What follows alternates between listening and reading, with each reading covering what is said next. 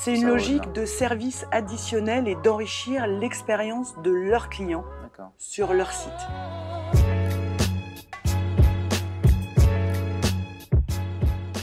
Bonjour Vanessa, comment tu vas? Bien, merci, bonjour Vangelis. Comme un jour de 2020, j'imagine? Ouais, comme un jour de 2020 confiné. Si tu prends un peu de recul sur le secteur, comment tu vois un petit peu ce qui s'est passé sur cette année 2020 avec la pandémie? C'est quoi un petit peu ta vision et ton analyse? Il s'est passé beaucoup de choses en fait. Je pense qu'il est temps de commencer à se réinventer puisqu'on a eu, on a vu de plein fouet la crise de la mobilité. Plus personne ne peut se déplacer au niveau national et même au niveau international. Et je pense que là, ça peut être une opportunité justement de changer ce statu quo afin d'avancer au niveau des marques et dans l'écosystème qu'on peut donner à nos clients. Vous, dans ce que vous proposez chez Carou, tu nous en diras un peu plus tout à l'heure, mais c'est quoi un peu l'enjeu qu'il y a autour de la data? L'important, c'est de garder le client dans son écosystème. En effet, pour pas qu'il aille sur différents sites ou différentes applications pour réserver sa journée ou son voyage, mais qu'il reste dans l'écosystème de la marque. Donc aujourd'hui, chez Carou, ce que nous proposons, c'est une agrégation en termes de mobilité pour les mettre en relation avec les clients de nos grandes entreprises, des grandes marques. Alors, c'est pas comme Uber, ça reste du VTC, mais Uber, ils sont dans leur propre écosystème. D'ailleurs, on peut commander à manger le Maintenant, soir ou autre, etc. Vous le faites plutôt en marque blanche, c'est-à-dire que c'est transparent et c'est sous l'ombrelle de la marque de ce qui est votre client au final, quoi. Alors déjà, c'est pas comme Uber, puisque nous avons des VTC et des taxis. D'accord. C'est-à-dire que nous mettons en avant des flottes de taxis locales. Et l'importance, c'est que la marque de l'entreprise va rester cette marque-là. Ça ne va pas être la marque Carou. D'accord. On est en marque blanche. D'accord. Est-ce que tu peux me donner un exemple un peu concret de, je sais pas, peut-être le dernier en date ou un des derniers clients que vous avez signé et intégré? Aujourd'hui, comment ça se passe pour lui?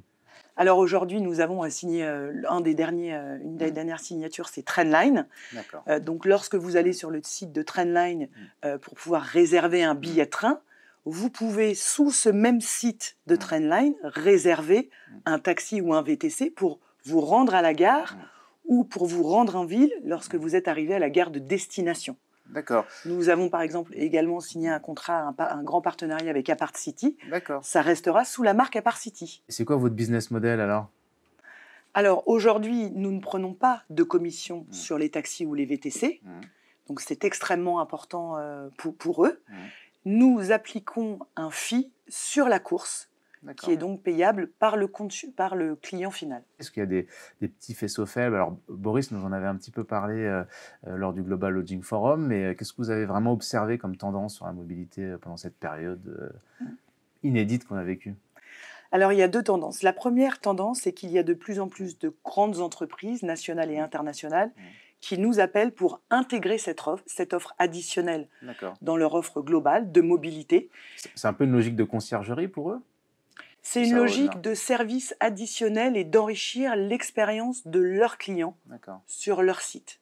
Donc ça, c'est la première grande tendance, c'est qu'il y a de plus en plus d'acteurs qui souhaitent intégrer la mobilité en tant que service pour leurs clients. La deuxième grande tendance, c'est qu'aujourd'hui, lorsqu'on voyait les consommateurs, 80% des consommateurs prenaient des taxis et des VTC, ce qu'on appelle en termes de transfert, donc aéroport, ville ou gare, ville, et 20% prenaient des taxis ou des VTC sur le instay, c'est-à-dire de ville en ville, pour se rendre d'un point A à un point B. Aujourd'hui, avec le contexte sanitaire que nous sommes en train de vivre, c'est passé de 70% à 30%. Est-ce que les gens qui voyagent pour loisir vont plus opter pour ce type de solution et vont chercher une solution de mobilité, ou finalement on retrouve le même usage affaires et loisirs? Alors aujourd'hui, dans ce qu'on peut voir cet été, mais c'est sûr que cet été c'est beaucoup plus du loisir, on est arrivé à plus 50%, entre 50 et 60% de courses versus l'année dernière, et c'était bien sûr principalement loisir. Et là, on a vu vraiment que les gens allaient beaucoup plus vers les mobilités, taxis et VTC que les transports en commun. Donc aujourd'hui, je ne peux pas vraiment donner une tendance comme ça, puisque le contexte sanitaire fait qu'on a vu l'émergence beaucoup plus forte de la clientèle loisir sur ce type de mobilité. Qu'est-ce que vous souhaitez faire à 3 ans chez Carou? C'est toujours dans le travel, dans des industries connexes comme l'assurance ou autre, vous voyez, vous projetez comment? Alors, en 2020, nous avons une stratégie pan-européenne de développement et d'ouverture des pays européens. Nous agrégeons aujourd'hui environ 4000 flottes dans 125 pays, ce qui représente à peu près 2 millions de chauffeurs. 2021 et 2022, nous souhaitons ouvrir en Asie et aux États-Unis pour pouvoir correspondre et pour pouvoir répondre aux demandes de nos clients internationaux. Alors, il y a un autre sujet qui intéresse beaucoup le monde de l'hôtellerie ou le monde de l'hospitalité en règle générale, c'est le sujet des marques. Tu sais, ça a été beaucoup décrié ces dernières années avec l'arrivée des OTAs. On a dit, est-ce que la marque est vraiment un moteur de création de valeur pour les hôteliers, par exemple.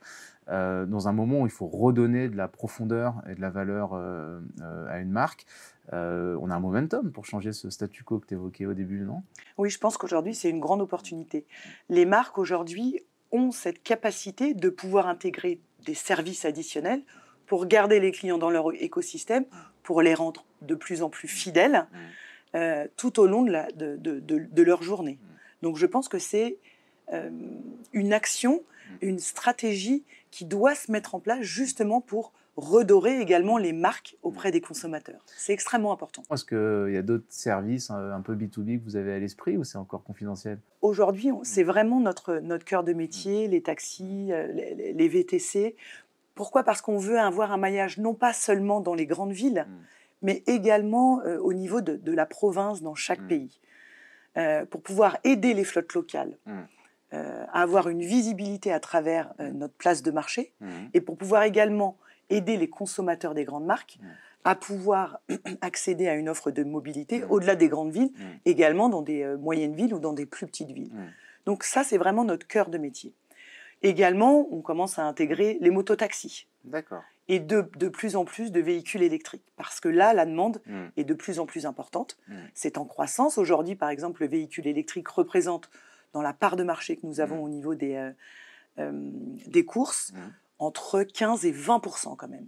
Et on voit que c'est une tendance qui s'accélère. Du coup, Vanessa, comment tu vois les évolutions dans ton secteur de la mobilité? C'est quoi le futur? Qu'est-ce qu'on aura demain comme grande tendance? Donc, dans les grandes tendances, nous voyons l'essor des applications mass, mobilité as a service, de grandes entreprises institutionnelles, comme la RATP ou certaines villes en Espagne, se mettent sur ce projet-là pour permettre aux consommateurs d'avoir un service de mobilité beaucoup plus approprié et fluide. Nous avons signé avec du coup MIP en Espagne ou MyCorridor au niveau européen et on voit vraiment également des entreprises privées qui se mettent sur ce marché-là pour justement gagner en fluidité pour les consommateurs finaux. Donc ça, c'est également des grandes tendances. Parfait. Merci beaucoup, Vanessa, d'avoir partagé ta vision et nous donner un peu d'informations sur la mobilité. Merci beaucoup à toi, Vangelis, de m'avoir reçu.